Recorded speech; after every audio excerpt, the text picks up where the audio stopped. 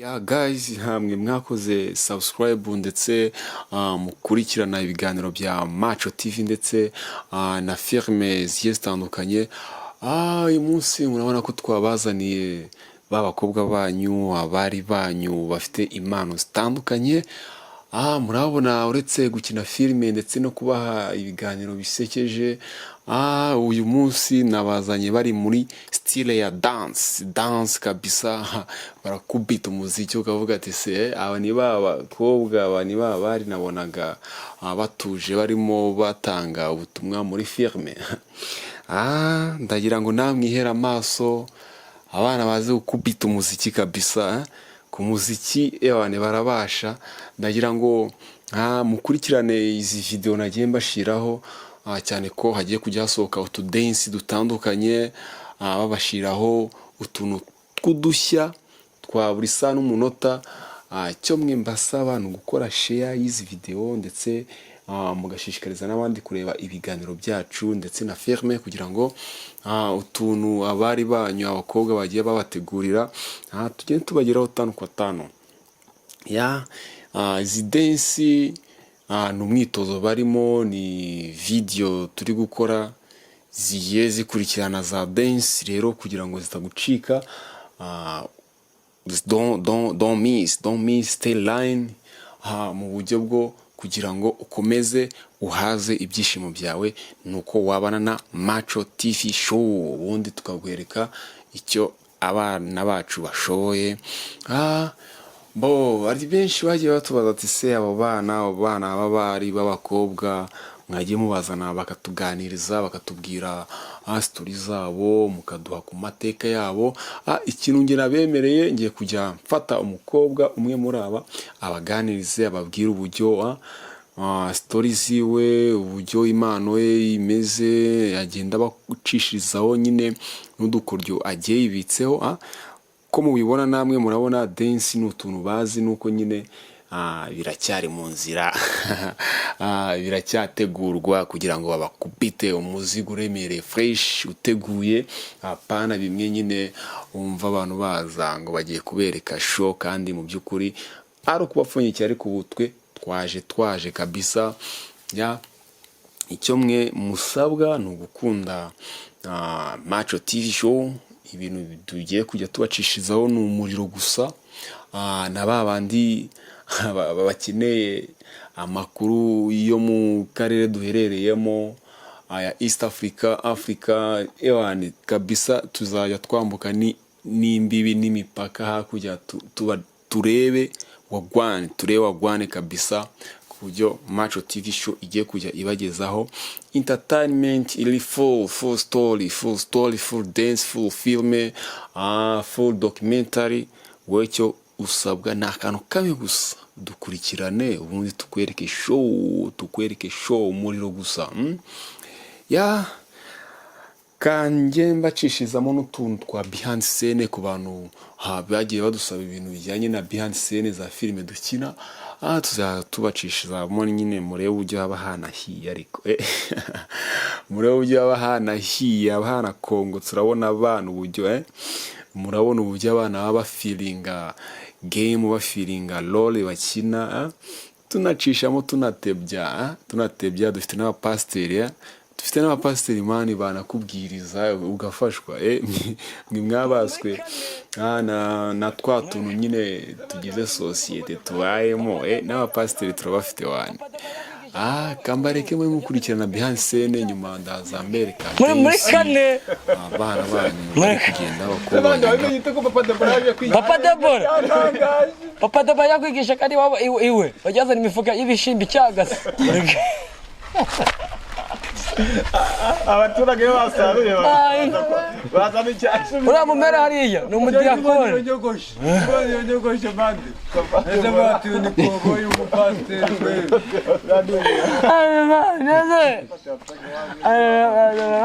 Papa Debora urarenze nawe, ni mashine arendagaza. Bana şey nasıl yine gögeyeceğim ha.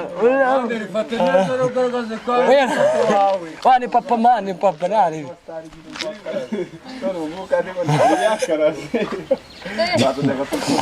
Ako no mandera nantiga. Nakireje ngabire mwamsizo yaragura nyine. Najaga nusko muskapunda gusinzira. Ako muni watatekereza gutya. Mani buno yanagikasurai. Nabwa bushara turabubura. gusinzira no guhenuka Aje. Bazajya tanuka gutya ndagaje. Tugere Reka twikinire sene. muri cyage yahenutse Mwenye kama dukore. tugere bahore ba bahore bahore Pastor Pere ku kamera. Pastor Pere ajya yumiriza ndagaske. Mubya ndaseka umva umuntu aragaye. Umuntu ajya inuka pastor bakakomeza gafata ishusho. yajya mukobwa Nyamara gukina mwago tugenda twese dusange ngamwasinzira. Azahenuka badeba kuva na mbere bajya gushwa gutyo kuva Jehova n'umusore ukajya no mu rusengero niyo style yiwanje cyane gusa Abanyarwanda bakunda Niyo Imana style murashaka yawe. ati Imana avuze ngo ibyo muzanye tubisenge. je niyo style yanje kuva Ora papa Debra yafonchije. nabo musore nabi oya papa Debra ntago muzi banga aho hanze yabanje yes papa Debra yabanje oya ye itora rifite n'amashira compass pastor akatira komba Abana bari ko niyo bajya biga. uzwa telefone pastor p telefone yanjye buri kwezi yacako $9,000,000 z'uguhemba abakozi zivemo nk'abara muri compassion karakara yabyana nta ibyo kugara ariko none se ibyo bavuga ngo iyo bejeje barakuzanira None itegeko. Eke si umushumba se. Nazatunzwe niki? Arora. Umva ndaka. Abana mpaye n'umurima. Pastor, uziko nawe ugiteta. Uyu ni umushumba w'Imana kandi kazagira. Usibye kubwiriza ijambo ry'Imana, agasengera abarwayi. Nase arahaba. uko besheje Baraga. makuza umupfa bishye Ibishimbo byo ntagura, impungure nta ifu igikoma ntagura. Weza amasaka ibigori. Nose hasere wa mugani wa wase avuga ngo muhishakishirize nose arajya gushakisha mugambi twese ko tundakigenda yamenye ubwenge aho yerekeza Yebe mwe mubere urasanga mukwemera. ubu ngubu uheruka ariko ntabwo kijyayo abafungiye se kwa kangahe oya yo mere mvugishi ndamukije ujya gishaha hepfo sinavuze ngo umudiyakoni wawe yari umudiyakoni wawe noneho papa Debra ufite agakurumu nyine k'abadiyakoni mujyana muri ubu none je hari ntuze yitwa twahuye mani erego reka turangize timu ndabeki aho nyobora hari n'ama Urusengero? wewe muri kane ntuhazi kuri seka ntabwo uyimubwiye iyo hageze barunama apana abarunama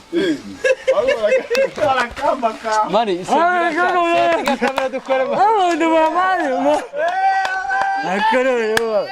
Baba Debra n'umwicanyi ni machinari. oya abapeti barahazi harimo n'abana ngahanye bari mu muri mushinga Kanonda hazi hamwe n'urusengero ugenda hazi nanjye ndahazi muri kane ukomeje uca uyu muhanda ubabanyitse kuri compassion bo bahita bawumva cyane hazi rega nanjye ujye ukora n'ibijyanye na compassion oya hari ku itorero hari amashuri ya compassion Itorera kuri. afashe yarabeswe ya settinga mwana dire yarariye cyane Abana n'amakazi mbuje akaza. Umuhanuzi watanye. Keragera abishobora. nanjye kweli nawe n'abantu benshi nawe ujye ugenda Ibaza kapari batumujyanye mu dini no agatavuga ati uyu muhungu agiye kwa oya atakugira nk'umudiyakoni. Kubicero kajya ubara. ushinzwe kujya guturira Nako nitango wabajije n'amaga n'ibiti byose. sha umbas action kumba twageze muri action umwana wanjye na shapi yapi yereka Gaware pastor pe awasaga kana turi kodi ariko reka nzabwire Pastor Pius ko ari igihe umuntu ajya abana n'undi cyane ugasanga cyagiye nyine babanye cyane kandi wenda baratangiraga nta byadanje akora akagenda kamukunda kazashiduka shari no kumubwira ngo muri timu hari abantu rero ntashobora kuba nabo sibyo hari shabi ndakunda ukuntu yitereye neza sibyo cyakora shabi ngira ameze nk'ababo shabi uvugira aho nyine kandi nanjye ndiko nari imeze ubu nkunda kankunda unyanga kanya karese yari yagiye wari undi wari wagiye uyu urako wamugana imbere wakundaga abandi akaba ari bubwira njye nakubwira ukamera nkaho ushaka nyine ubu ni revenge ariko nta nicyo bitwaye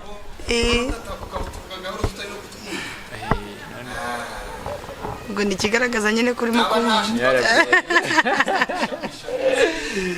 ntacyo ubu nuko ubundi papa Debora adafite nimero yanjye azajya anambaza mu gitondo sasa Shabi uraza mu kazi maze ko tusigaye dutaha Aisha none oya pe mwana mfite timu Shabi genda mukunda gwa neza pe kandi umuntu atajya akunda ibintu byo kwiparatura oya na mpamvu yo kwipanika cyangwa bizashiduka bijana oya Pastor Pio eto izina rya Yesu ubu ni nk'umwana nasi kandi umwabyara na kana keza ariko papa Debora wabi kandi aya uyu tuganira nk'utwo ntitwabura papa Debora wabivuze ako Shabi yaza ari umumetise n'ukuri papa Debora wabivuze twagiye Shabi sabindura amavuta oya Shabi oya gusa afite po nziza mbere arukugenda yari ameze uko gusa nitwari bwige tuganira ngo numve amagambo Agwanda nuko mutari mwaga mwumvira imvamo naho ubundi ndakana keza ndikejka gusa cyakora Shabi tuvugana ukuri wewe kuva aho tetaviriye muri timu niwo mva nawe niwo mwanya uhindukiye byanyabyo ushatse kuvugana nuko teta yari yarampinduye reka nkubwire buriya abasazi iyo bahuye ari babiri umva haragurumana Shabi nare teta n'umuguruguru aranakurenze none baramwe muri kumwe umva yari umuriro wa Nyakanga uri kuraka uri muraka ariko ubugwarazo uri pose ukashika uganira oya ariko bamugani ubu ngubu nsigaye numva nyine ibintu bindimo ari kuza mu kazi aho cyagiye twazaga tugakora tugahita twitarakira ako ubu ngubu nsigaye nza nkakora tugatahana nkafite papa Debora umwanya nkafite Pastor Papa umwanya nkafite Noza Bill Gates umwanya mwese mbafite umwanya ni by'igiciro rero kandi umwanya n'uyu mwato dupaze ngo ubu umukobwa wanjye tugiye gupanga rero byanyabyo uri umu actrice rero ahubwo ntago uzapanga ndi umukobwa wabize akasi yavuze ngo tuzabyara n'umwana rero ari bangutaza